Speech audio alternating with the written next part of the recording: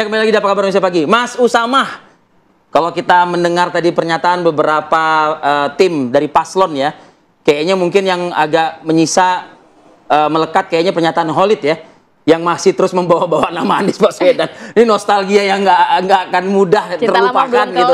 Silakan Mas Usamah, komentar Anda Mas Usamah. Iya, Mas Khalid memang sudah cocok jadi juru bicaranya Anies Baswedan memang dari juru bicara PKS ya Mas Khalid. Dan juga menarik dari Mas Khalid bilang juga tadi bahwa partai memang penyerap aspirasi rakyat.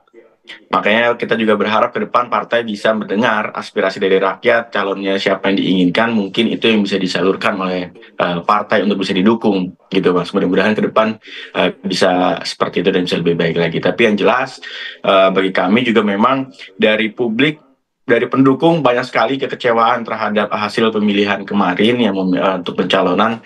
Jadi memang masih banyak emosi untuk bisa memilih ketiga calon atau tidak untuk memilih dan lain-lain. Kami memang masih menyerap aspirasi banyak-banyaknya. Kita juga mengajak diskusi dengan beberapa pihak, termasuk dengan warga miskin kota, dengan teman-teman pendukung dari Persija, di Jackmania dan lain-lain, untuk membicarakan kemana arahnya. Karena memang harusnya juga teman-teman ini memang nantinya akan terus bisa berpengaruh untuk Jakarta ke depan.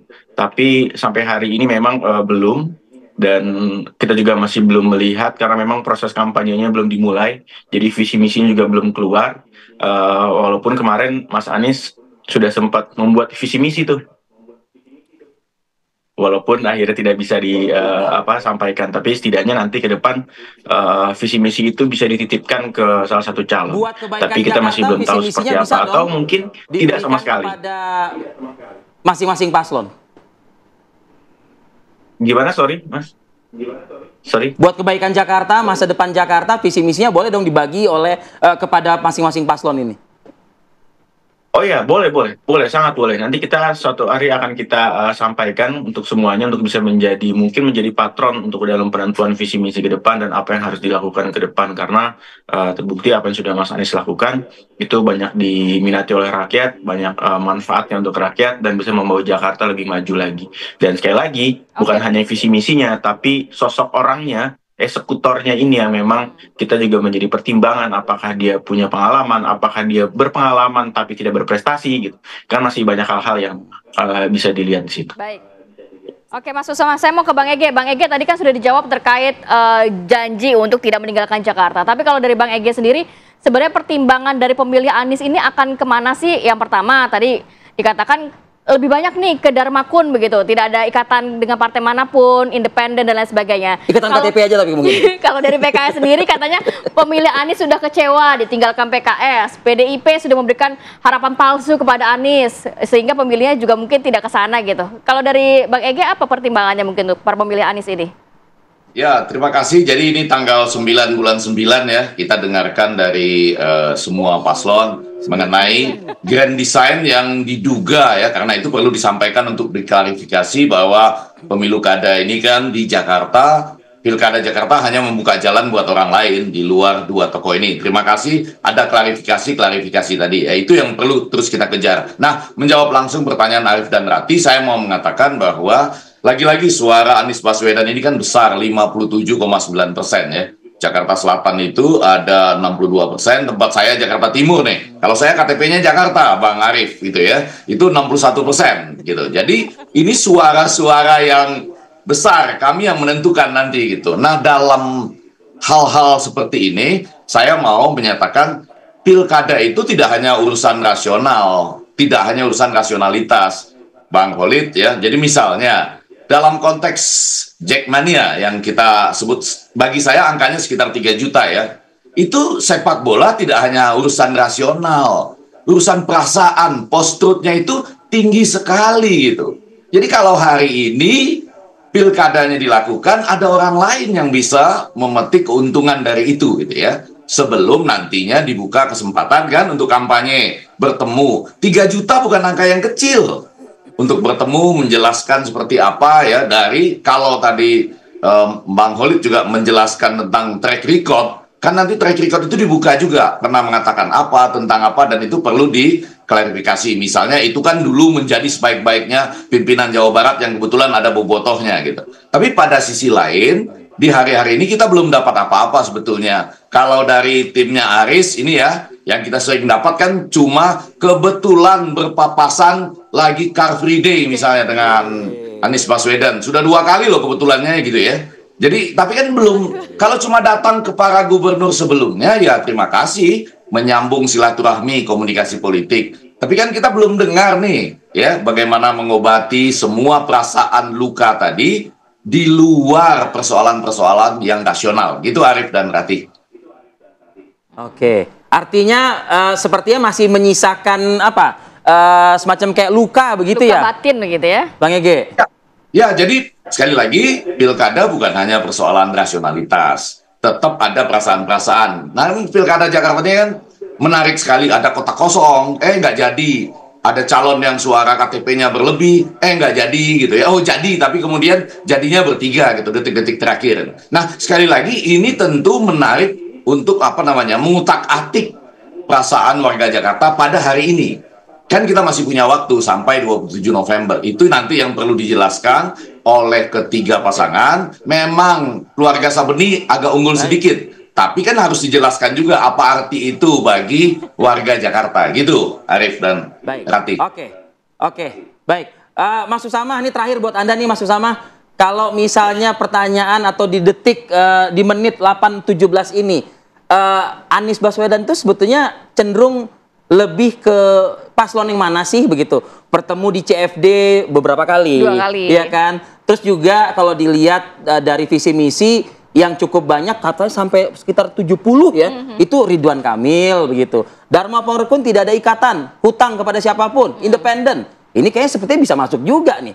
Singkat, Bang Usama. Yang pertama, ketemu di CFD itu betul-betul tidak sengaja, Mas. Tanpa kesengajaan. Jadi memang Pak Anies juga memang sering ke CFD dan kebetulan ada di sana. Jadi sama sekali tidak sengaja. Yang kedua, memang sampai hari ini masih belum melihat ada kesesuaian antara 3 paslon ini. Tapi memang kita perlu komunikasi lagi ke depan. Jadi belum bisa dibicara soal siapa yang lebih sesuai dengan kriterianya Mas Anies. Jadi memang karena yang ada saat ini pilihannya, andai kan kalau PDI kemarin pilih Pak Ahok mungkin berbeda urusannya gitu. Orang yang sudah berpengalaman, sudah mengeksekusi gitu ya, mungkin akan berbeda kondisinya. Tapi ternyata kan tidak ya. Dan ini jadi memang pertanyaan besar. Jadi kita lihat memang sampai hari ini belum ada, Mas. Kita masih perlu pendalaman lagi ke depan.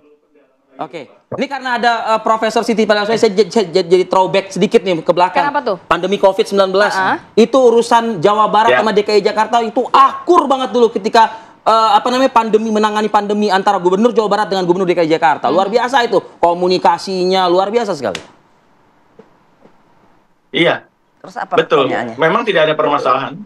Tidak ada permasalahan waktu komunikasi dengan Pemprov dari Jawa Barat pada saat itu. Apalagi juga Mas Anies dengan Pak RK juga pada saat sama-sama menjabat sering berkomunikasi intens. Memang Jakarta bisa dibilang menjadi provinsi yang terbaik dalam pengelolaan dan manage dengan pada saat COVID-19 kemarin. Dan kita lihat juga bahwa ada pandangan yang Mas Anies bawa dan dibawa ke pemerintah pusat, walaupun ada sedikit penolakan pada saat itu dari pemerintah pusat, tapi akhirnya terbukti mana yang memang sesuai dengan sikap yang harus diambil dengan juga kebutuhan dari krisis pada saat itu. Jangan panjang-panjang ngomong COVID, Mas. Nanti panjang lagi. Oke, saya mau ke Mas Aris. Mas Aris tadi Bang Egy mengatakan bahwa masih ada sisa-sisa perasaan yang mungkin menjadi pertimbangan juga untuk pemilih Jakarta ini. Ya, betul. Kami dalam posisi tidak ingin mengklaim atau memaksakan misalnya pendukung Mas Anies untuk memilih siapa. Apapun pilihannya kami hargai. Ketika pendukung Mas Anies atau teman-teman yang sebelumnya memilih Mas Anies melihat dari Mas Pram dan Bang Dul ini lebih sesuai dengan visi misi Mas Anies ke depannya dalam pembangunan Jakarta, kami tentu menampung itu. Tetapi ketika pendukung Mas Anies itu juga ingin memilih calon lain yang dirasa lebih pas, kami menghargai itu. Bahkan ketika ingin mencoblos semuanya pun kami menghargai, apapun itu pilihan masyarakat. Tetapi kami meyakini bahwa kami berbuat semaksimal mungkin untuk masyarakat Jakarta tanpa mengkotak-kotakan atau tanpa memihak satupun tokoh tertentu gitu. Mendukung Pak Ahok tentu saja kami juga menghargai dan kami mendengarkan aspirasi mereka. Untuk Mas Anies, ada 2 orang mantan tim pemenangan Mas Anies di Pilpres 2019 yang kini menjadi tim di tim Mas Pram dan Bang Dul. Apakah itu maksudnya, apakah itu simbolnya apa? Jelas nanti mungkin pemikiran-pemikiran di pemenangan Mas Anies di 2024 lalu mungkin bisa dielaborasi dalam visi misi kami ke depannya. Jadi kami jelas menghargai apapun itu pilihan pendukung Mas Anies. Kami tidak ingin mengklaim, kami tidak ingin merasa bahwa pendukung Mas Anies pasti ke kami, tidak juga. Kami menghargai apapun itu. Ketika itu lebih merasa punya kesamaan dengan kami, ya kami dengan terbuka dan berkomitmen untuk itu. Optimis juga, Bu? Bisa meraih juga suara dukungan. Kalau kami sih sangat mengharapkan. Kalau secara akal sehat. Pasti mestinya bersama-sama kami di paslon independen. Meskipun Bu, kalau urusan COVID pasti berdebat antara Anies dan Ibu, Bu, pasti Bu. Independen ya. Nah, tapi masa sih di Pak Pramono kan PDIP sudah menyakiti, mempermalukan, bukan menyakiti. Memberikan harapan. Sudah siap-siap pakai baju merah Pak Anies. Itu bisa dikonfirmasi ke Pak Anies. Iya. Saya tahu persis kok artinya Pak Anies. Punya ikatan batin nampaknya. Kemudian kalau ke Pak RK. Pak RK itu, waduh, itu PKS itu kalau dari mereka itu mengatakan PKS itu berkhianat pada Pak Anies. Nah, jadi mendingan orang-orang PKS yang malah keluar. Pemilihan Mas Anies ke mari bergabung dengan independen. Kalau golput, aduh, yang pasti yang menang yang itu tuh, yang paling besar. Ini bahaya nih. Baik, ini kemana-mana kita sudahi saja begitu ya perbincangan pagi hari ini ya. Waktunya juga sudah habis. Kalau golput yang menang pasti yang menyakiti Pak Anies, yang berkhianat pada Pak Anies yang menang. Kalau golput yang berkhianat pada Pak Anies yang menang. Profesor Siti Fadila Subati, terima kasih. Fadila, Mas Anies, terima kasih. Mas Walid, terima kasih.